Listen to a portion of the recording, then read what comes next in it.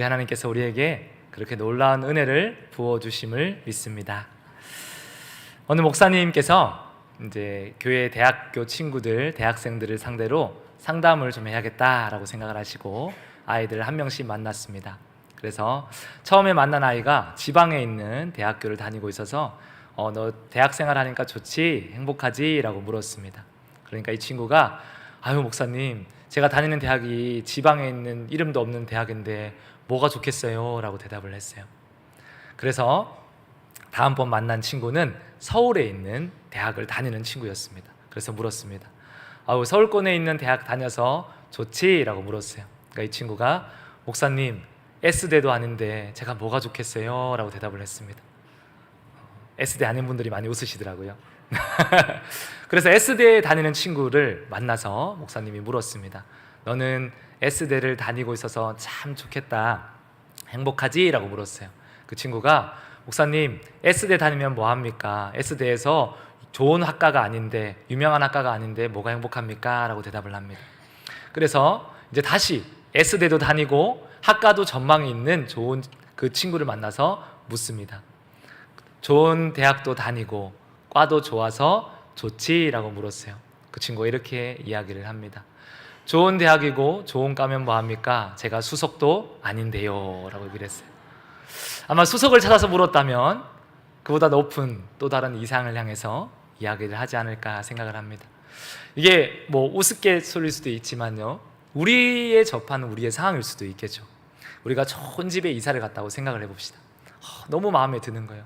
이 톤도 마음에 들고 남향이고 뭐 베란다도 이쁘고 모든 구조가 너무 아름다운 거예요. 행복하다. 하나님 앞에 막 감사 기도를 드렸어요. 다음날 친구가 초청을 해서 친구 집에 놀러를 갔습니다. 그곳에 갔더니 우리 집은 코딱지만한 집이었어요. 으리으리한 대문에 창문에 막 이런 집이 있는 거죠. 친구랑 열심히 수다를 떨고 집 구경도 하고 우리 집 대문을 탁 열었어요. 우리 집은 어떤 집인가요? 어제 그 집은 온데간데였고 코딱지만한 집만 있더라. 이게 사람이 살아가는 어떻게 보면 우리의 삶의 모습일 수도 있습니다. 이걸 아주 극명하게 잘 드러내고 있는 한 친구가 저희 집에 삽니다. 그 친구가 저희 집에 제일 막내 꼬맹인데 아이스크림을 좋아합니다. 아이스크림 발음이 어려우니까 아끼넘넘이라고 얘기를 합니다. 아끼넘넘 주세요. 아끼넘넘 주세요. 이렇게 얘기를 해요. 그러면은 아끼넘넘을 이렇게 줍니다. 애기가 작으니까 작은 걸 줘요. 맛있게 먹습니다. 이렇게 맛있게 먹다가 옆에 있는 언니를 쳐다봐요. 언니는 큰 거 먹고 있거든요. 그러면 얘가 갑자기 아이스크림을 집어 던지고 저 아끼넘넘을 내놔라! 라고 소리를 치고 이제 땡깡을 부르기 시작합니다. 우리 가정의 평안이 큰 아끼넘넘을 줘야 그때부터 내게 강 같은 평화가 있고 이 아이의 분노가 잠재워지고 안식을 누리는 경험을 수없이 하고 있습니다. 저는 그렇지 않았거든요. 누구를 닮았는지는 모르겠습니다. 어쨌든 우리의 삶이 이런 비교에 우리가 많이 이렇게 녹아져 있다는 걸 볼 수 있을 겁니다. 인터넷에 보니까 한 사람이 이런 글을 썼습니다. 우리를 망치는 것은 다른 사람들의 눈이다. 만약 나를 제외한 다른 사람이 모두 장님이라면 나는 굳이 고래등 같은 번쩍이는 가구도 원할 필요가 없을 것이다. 모두가 장님인데 뭐가 무슨 차를 타든 무슨 가구를 가지든 뭐가 중요하겠어요. 그러나 장님이 아니기 때문에 우리가 이것도 해야 되고 저것도 해야 된다라고 이야기를 하고 있는 것 같습니다. 오늘 말씀에 나오는 한 종이 비슷한 마음이 아닐까라고 생각을 해봅니다. 우리가 잘 알고 있는 한 달란트 받은 종의 이야기입니다. 이 종은 탁월한 능력을 가진 건 아닌 것 같아요. 뭔가 특출나게 잘하거나 특출나게 뛰어난 사람은 아니었을 겁니다. 그리고 본인도 어느 정도 알고 있었을 겁니다. 5달란트 받은 종의 모습, 2달란트 받은 모습, 종의 모습을 보며 저 친구들은 저것도 잘하고 이것도 잘하는데 나는 이걸 못하네, 지혜도 없고 능력도 없고 뭔가 잘하는 게 없구나라는 은근한 자격지심이 그에게 있었을 겁니다. 그러던 중에 어느 날 주인이 그들을 다 부릅니다. 그리고 이야기를 합니다. 내가 먼 길을 떠나게 되었다. 종이 걱정이 되었겠죠. 저기 잘난 종들은 다른 집 어디를 가도 일을 해먹고 살 텐데 나는 어떡할까라는 고민이 있었을 겁니다. 근데 다행히 주인이 나가라는 얘기를 하지 않고 내가 너희에게 나의 소유를 맡길 테니 너희가 잘 좀 관리를 해다오라고 얘기를 합니다. 이 종이 기대를 했겠죠. 이 주인이 우리를 인정을 하는구나. 그러면 얼마나 우리에게 맡겨주실까라고 설레이는 마음이 있었을 겁니다. 첫 번째 종에게 주인이 달란트를 주는데 어마어마한 달란트를 주는 거죠. 금 5달란트를 첫 번째 종에게 딱 줍니다. 내가 너에게 이것을 맡긴다. 이 마지막 종이 설레었을까요? 안 설레었을까요? 굉장히 설레었을 겁니다. 아마 우리 집에 있는 막내도 큰언니 큰 빵빠레, 둘째 언니 초코빵빠레, 그럼 나는 빵빠레인데 나는 티코 쪼매난 아이스크림, 뭐 이런 건 생각도 안 했을 거니까 마지막 종도 기대를 했을 겁니다. 근데 두 번째 종이 2달란트를 받는 걸 봤습니다. 마음에 좀 불안이 생겼겠죠. 왜 2달란트지? 그래도 뭐 2달란트라도 괜찮으니까, 충분히 큰 가치니까 내가 이것을 가지고 장사를 해볼까, 이런 마음이 있을 수도 있습니다. 근데 자기 차례가 왔어요. 주인이 손에 있는 걸 이 종에게 줍니다. 몇 달란트였죠? 1달란트였어요. 이 종이 1달란트를 받고 무슨 생각을 했을까요? 어떤 마음이 들었을까요? 그냥 아무도 없이 주인이 좀 지혜롭게 아무도 없는 데서 1달란트 주고 다 너랑 똑같이 받았어, 이렇게만 얘기해줘서도 마음이 안 상할 수 있을 겁니다. 근데 누군가는 5달란트, 누군가는 2달란트, 나는 1달란트죠. 이 종이 아마 곱씹었을 것 같습니다. 나는 왜 1달란트인가? 결론이 어디로 왔을까요? 주인이 나를 1달란트짜리로 생각하는구나. 주인이 나를 지금까지 봤을 때 내가 능력이 없는 사람인데 주인도 나를 그렇게 보는구나. 그래, 나는 1달란트짜리다. 아마 이런 마음이 그 종에게 있지 않았겠습니까? 그런 마음으로 옆에 있는 사람을 보니 얼마나 속이 상해요. 5달란트 받은 사람은 뛰면서 즐거워하고 2달란트 받은 사람도 즐거워하고 있습니다. 근데 나는 즐거워할 수가 없는 거죠. 우리도 살아가면서 그런 경험이 있을 수도 있습니다. 같이 기도하고 같이 신앙생활 하는데 어떤 권사님 가정은 잘 되기만 합니다. 축복받는 것 같고 돈도 많이 이렇게 버는 것 같고 자녀들도 좋은 대학 들어가고 그런 것들을 보는데 우리 집을 보니 상대적으로 그렇지가 않은 거죠. 그때 우리는 속상하는 마음을 느낍니다. 그때 우리는 뭔가 열심히 해야지가 아니라 에이, 나는 왜 이럴까라는 마음이 더 큰 것이 사실입니다. 그것이 1달란트를 받은 사람의 마음이었을 겁니다. 내가 겨우 이거 받아서 뭘 할 수 있을까? 많이 받은 사람들이야 열심히 하지만 나는 이 정도밖에 능력이 없는데 이걸로 뭘 할 수 있겠어? 잘난 사람들이 하는 거지. 그래서 고민하다가 그가 선택했던 것은 삽한자루를 들고 앞마당으로 가서 땅을 열심히 파는 거였습니다. 그리고 자기가 받은 달란트를 그 땅에 묻어 버렸습니다. 어떻게 보면 오늘날 우리 중에 누군가의 모습이고 나의 모습일 수도 있을 겁니다. 우리가 그러고 싶지 않지만 우리는 많은 사람들과 함께 교제를 하죠. 많은 것들을 보고 살아갑니다. 은연중에 비교의식이 우리 가운데 생길 수 있을 겁니다. 비교하다 보면 나에게 있는 상대적 빈곤감이 느껴집니다. 나는 이게 없구나. 나는 이런 능력이 없구나. 나는 이런 게 없구나. 그러면 더 열심히 해야지가 아닙니다. 달란트를 땅에 묻는 것처럼 그러면 어쩔 수 없지 뭐. 나는 이 정도로 살아야겠다라고 생각을 한다라는 겁니다. 오늘 만약에 여기 계신 분들이 그런 마음이 있으셨다면, 그런 마음이 또한 있다면 오늘 이 말씀을 통하여서 이 종이 얼마나 큰 착각을 하고 있는지를 다시금 깨닫고 은혜 받고 도전되는 시간 되셨으면 좋겠습니다. 아멘. 아멘. 이 종이 첫 번째로 착각한 것이 무엇일까라고 얘기한다면요, 우리 노란 글씨만 한번 읽어보겠습니다. 시작. 재능대로 달란트를 준 것을 차별이라고 생각했다는 것입니다. 차별이라고 생각했어요. 아니, 저 사람은 5달란트를 주는데 나는 왜 1달란트냐? 이게 그에게 걸린 겁니다. 이게 그 마음을 불편하게 한 겁니다. 하나님, 나는 왜 요 정도만 주십니까?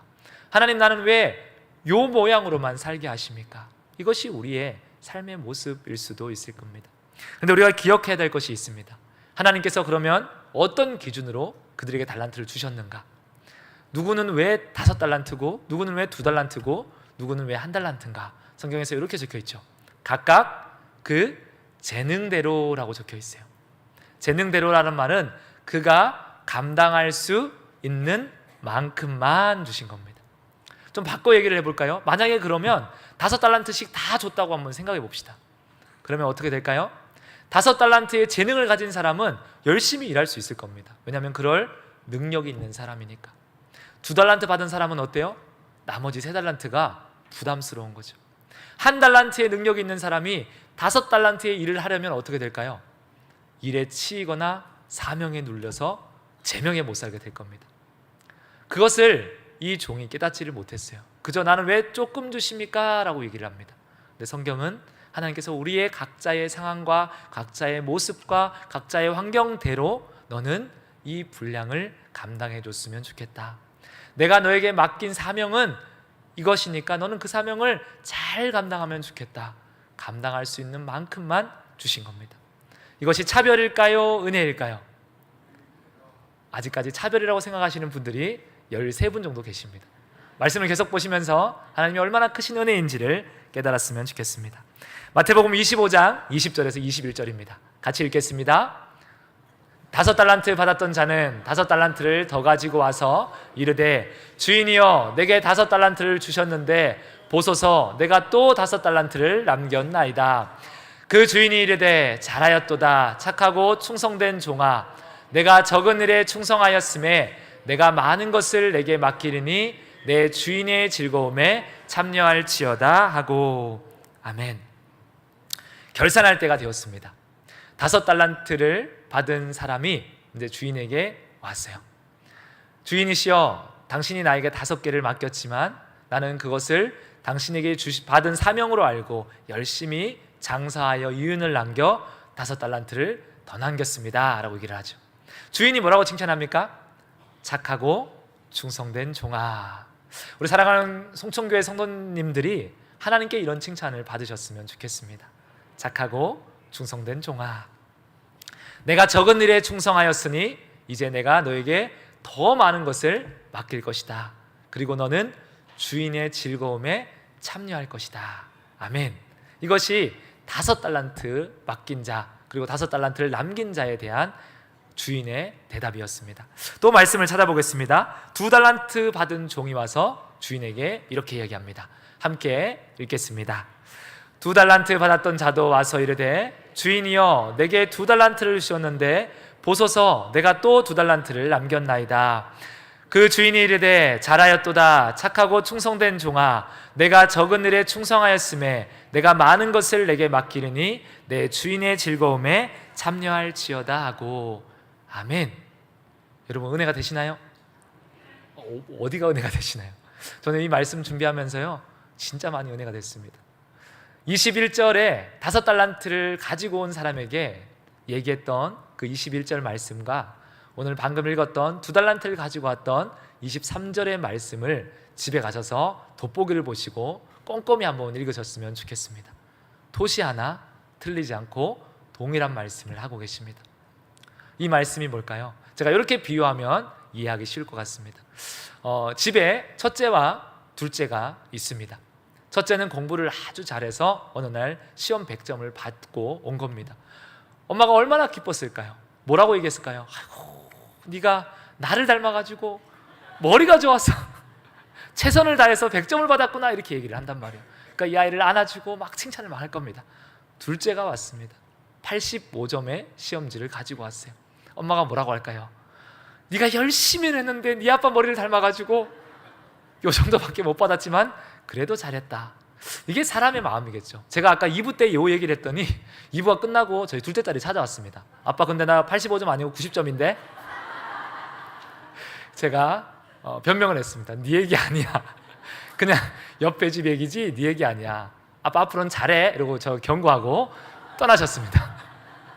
앞으로 이제 둘째 말고 셋째 넷째 이렇게 얘기할까 생각을 합니다.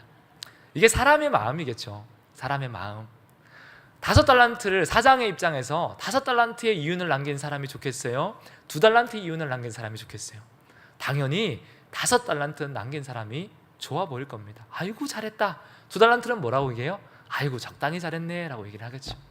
근데 우리 하나님이 그렇게 말씀하시지 않습니다. 그에게 감당할 만큼 맡겼고 그가 감당할 만큼의 순종을 했을 때 똑같은 칭찬을 하고 있는 거죠. 잘했다. 착하고 충성된 종이다. 네가 많은 것을 맡을 것이고 나는 나의 주인의 즐거움에 나의 잔치가 너의 잔치가 될 것이다. 이게 하나님의 마음이죠. 그러면 우리가 이렇게 한번 생각해 보겠습니다. 한 달란트 받은 종이 한 달란트를 남겼으면 주인이 뭐라고 얘기했을까요? 똑같은 얘기를 했을 겁니다. 그래서 오늘 마태복음 25장 26절은 우리가 생각하는 다른 말씀이지만 만약 그 1달란트 받은 종이 순종했더라면 우리는 똑같은 세 개의 본문의 말씀을 바라볼 수 있을 겁니다. 이것이 은혜일까요? 아닐까요? 은혜입니다. 하나님의 은혜죠. 차별이라고 한다면 차별이죠. 나는 5달란트만큼 일했는데요, 하나님? 왜 한 달란트를 남긴 사람과 똑같은 취급을 하시나요? 그러면 누구를 향한 차별일까요? 우리를 향한 차별이라고 생각하셨으면 좋겠습니다. 하나님은 우리의 상황을 아십니다. 하나님은 우리의 역량을 아십니다. 우리의 연약함도 아십니다. 우리가 어디까지 할 수 있는지도 하나님은 아십니다. 그 감당할 시험과 감당할 사명을 우리의 삶 가운데 주셨어요. 그런데 결과에 대해서는 동일한 말씀을 하십니다. 잘했다, 수고했다 아들아, 수고했다 딸들아. 이것이 우리 하나님의 마음인 줄로 믿습니다. 그러면 다시 한번 여쭤보겠습니다. 5달란트 받는 게 좋으세요? 1달란트 받는 게 좋으세요? 그래도 역시 우리 성촌교회는 야망이 있는 분들이 많으십니다. 모두가 다 좋겠죠. 나에게 주신 그 자체가 하나님의 은혜죠. 감당할 만큼 주셨고 감당하지 못할 은혜와 축복으로 나를 환영하시는 그 하나님을 경험하시는 저와 여러분이 되었으면 좋겠습니다. 아멘. 아멘. 두 번째로 종이 착각한 것이 있습니다. 그는 이런 착각을 했습니다. 자기도 주인이 택한 자임을 깨닫지를 못했다라는 사실입니다. 우리 말씀을 한번 찾아보겠습니다. 마태복음 25장 14절입니다. 함께 읽겠습니다. 또 어떤 사람이 타국에 갈 때 그 종들을 불러 자기 소유를 맡긴과 같으니. 아멘. 그리고 15절 말씀에 보면 달란트를 주는 모습이 나옵니다. 근데 우리가 주목해야 될 것이 이겁니다. 각자 받은 달란트가 다르지만 14절에서는 모든 종을 주인이 불렀더라라는 사실이죠. 불러서 뭘 맡깁니까? 나의 소유를 맡긴 겁니다. 그러면 우리가 그 종을 이렇게 얘기할 수 있을 겁니다. 1달란트를 받았던, 2달란트를 받았던, 5달란트를 받았던 그들은 다 어떤 사람이에요? 주인께 택함을 받은 사람이라는 겁니다. 주인이 자기의 소유를 맡길 수 있다는 건 그를 그만큼 신뢰하고 인정하고 사랑한다는 거죠. 그가 주인이 계속 그를 지켜보았을 거고, 이 사람은, 이 종은, 이 자녀는 이 일이면 잘할 수 있을 거야. 그게 달란트의 모습이었습니다. 그런데 1달란트 받은 사람이 그것을 깨닫지를 못합니다. 많은 사람들이 14절보다 15절에 집중하죠. 나는 몇 달란트 받았지? 나는 하나님께서 왜 이렇게 축복을 더디게 해주시는 것 같지? 저 집사님은 저렇게 좋은 차를 타는데 나는 왜 이런 안 좋은 차를 타는 것 같지? 이것이 우리를 방해하는 겁니다. 그래서 나도 택함 받았구나, 나도 하나님의 초청받은 자녀이구나, 이것을 잊어버렸어요. 달란트에 집중하느라, 내가 얼마를 받았느냐에 집중하느라. 그래서 무엇을 잊었냐면요, 택함을 받은 자들이 반드시 마지막 결산을 하기 위해서 주인을 만나야 된다는 사실을 잊어버린 겁니다. 그런데 5달란트 받은 사람, 2달란트 받은 사람은 그 사실을 놓치지 않았습니다. 와, 주인이 나를 택하셨구나, 주인이 나를 인정하셨구나, 주인이 나를 사랑하시는구나, 다시 만날 그날에 내가 주인 앞에 무엇을 드릴 수 있을까? 이것이 그들의 삶의 고민이었어요. 그래서 세상으로 나아갑니다. 받은 달란트를 가지고 열심히 사명을 감당합니다. 5달란트를 남겼을 때 5달란트나 남겼네, 얼마나 좋아, 이게 아니었어요. 주인이 보시면 얼마나 기뻐하실까, 내가 이 5달란트를 남긴 것이 얼마나 칭찬받을까, 이것이 그의 설레임이었습니다. 2달란트 받은 자도 마찬가지겠죠. 우리가 다시 오실 주님을 기대하는 것도 마찬가지겠죠. 착하고 충성된 종아라는 그 한마디면 우리의 모든 수고와 모든 아픔이 다 씻김 받을 줄로 믿습니다. 그런데 1달란트 받은 종은 그 생각을 하지 못했습니다. 그래서 다시 만날 그날, 결산의 그날이 기쁨이 아니었어요. 왜 나에게는 1달란트일까? 작게 받았다는 마음, 부족한 마음이 그의 인생을 붙잡았습니다. 그래서 결산의 기쁨이 아닌 자금의 슬픔이 그의 삶의 주인이 된 겁니다. 그래서 무슨 선택을 해요? 땅에 묻어버리죠. 땅에 묻어버렸다는 것은 다시 보고 싶지 않다라는 겁니다. 다시 그것을 내가 확인하고 싶지 않다라는 겁니다. 또 다른 말로 얘기하면요, 이 종은 주인의 집을 떠난 적은 없습니다. 주인이 다시 오실 때까지 그 자리에 있지만 주인과는 전혀 상관없는 삶을 살아가고 있다는 사실입니다. 많은 순간 그리스도인들이 예수님을 믿습니다. 많은 사람들이 예수님을 믿어요. 그런데 또 많은 순간 기쁨을 잃어버립니다. 기쁨보다는 근심과 또한 슬픔과 원망과 시기와 불평이 우리 입술 가운데 있습니다. 왜 그럴까요? 택함 받은 걸 잊어버려서 그래요. 달란트에 집중을 하는 겁니다. 나는 이 정도밖에 받지 않은 사람이다. 그러나 우리가 오늘 달란트 비유를 통해서 반드시 기억해야 될 한 가지가 있습니다. 저와 여러분은 택함 받은 하나님의 자녀입니다. 아멘. 아멘. 마지막으로 그 종이 제일 착각한 것이 있다면 달란트의 가치에 대한 착각입니다. 그가 받은 달란트의 가치가 어느 정도인지를 그가 인지하지 못했습니다. 우리 한 달란트가 어느 정도 되는지 아시나요? 한 33kg 정도 된다고 합니다. 여러분 집에 다 금 33kg 정도는 있으시잖아요.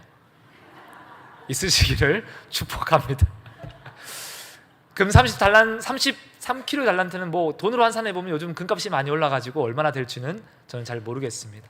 그러나 그것이 화폐의 가치만으로도 엄청나지만 그 가치 이상의 가치가 있음을 이 한 달란트 받은 자가 깨닫지 못하였다라는 겁니다. 왜냐하면 옆에 5달란트 받은 사람이 있었거든요.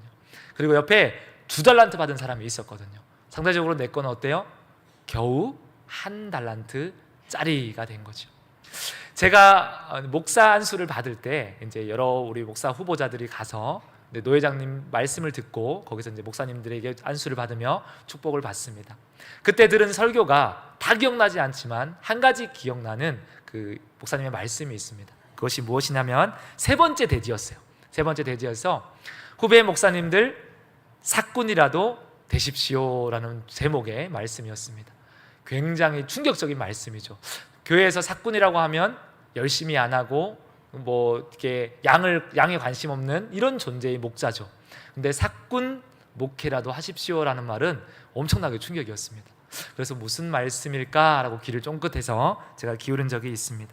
그 말씀은 이랬습니다. 목사님께서 이제 오랜 시간 목회를 해오셨고 목회를 하면서 많은 경험들이 있으셨을 겁니다. 그래서 여러분 내가 목회를 해보니 이제 인생의 노년에 목회를 정리하는 상황에서 여러분들에게 해줄 수 있는 말은 목회는 참 어렵다라는 겁니다. 지금까지 걸어온 길이 쉬운 것이 하나도 없었습니다 라는 얘기로 이제 서두를 여셨습니다. 그리고 또 두 번째 얘기는 그런데 목회는 지금까지 살아오면서 참 쉽다라는 생각이 또한 듭니다 라고 얘기를 하셨습니다. 이게 무슨 얘기인가? 어렵다는 건가? 쉽다는 건가? 제가 고민을 하고 있을 때 그런 말씀을 하신 거죠. 목회를 어렵게 하려면 한없이 어려울 겁니다. 내가 많은 일을 하고자 한다면 더 많은 일이 있을 겁니다. 그런데 대충 하고자 한다면 목회처럼 대충 할 만한 것도 없을 겁니다. 그런데 우리가 반드시 기억해야 될 것이 있습니다. 우리 세상에 나가면 직장인들은 한 달을 열심히 일을 하고 월급이라는 걸 받습니다. 그것이 그들이 수고한 대가라고 이야기를 합니다. 그리고 목회자들은 사례비를 받습니다. 이것은 수고한 대가가 아니라 하나님의 은혜로 주어지는 겁니다. 그런데 우리는 그 사례비 앞에 부끄럽지 않아야 합니다. 최소한 받은 상만큼은 일하고 수고하고 헌신해야 됩니다. 그 얘기를 하셨던 거죠. 결국은 그런 얘기입니다. 최선을 다해서 여러분들이 했으면 좋겠다. 지금 이제 새롭게 세워지면서 어떤 핑계나 뭐 이렇게 대충 하고 싶은 마음들이 아니라 목숨 걸고 주님 앞에 섰으면 좋겠다. 그 말씀을 목사님이 하고 싶었던 겁니다. 그래서 이런 위안을 드신 거죠. 그렇지 않다면 여러분의 마지노선은 그 받은 사기다. 그 사꾼만큼이라도 목회해라 라는 말씀을 해주신 적이 있습니다. 받은 상만큼 일하는 사꾼 목사, 굉장히 이상하죠. 누가 아마 이렇게 얘기한다면 사꾼 같은데 이렇게 생각을 할 겁니다. 근데 저는 그게 굉장히 은혜가 되었어요. 그 말씀이 얼마나 은혜가 되었던지 그런 다짐을 했습니다. 맞아, 내가 세상 앞에 하나님 앞에 최소한 부끄럽지 않은 것은 받은 사례 이상은 하나님 앞에 충성된 종이 되어야지라고 생각했던 적이 있습니다. 그리고 시간이 조금 지났을 때 그리고 오늘의 말씀을 보면서요 또 그런 생각을 하게 됩니다. 아, 이것이 그냥 단순한 이야기가 아니구나라는 것을 깨닫게 됩니다. 우리 사랑하는 성도님들은 하나님께 무엇을 받았다고 얘기할 수 있을까요? 얼마 받으셨나요? 하나님 앞에 나는 몇 달란트를 받은 사람이다 라고 얘기할 수 있을까요? 주로 나이 연령층이 내려갈수록 지들이 받은 달란트가 높다라고 얘기합니다.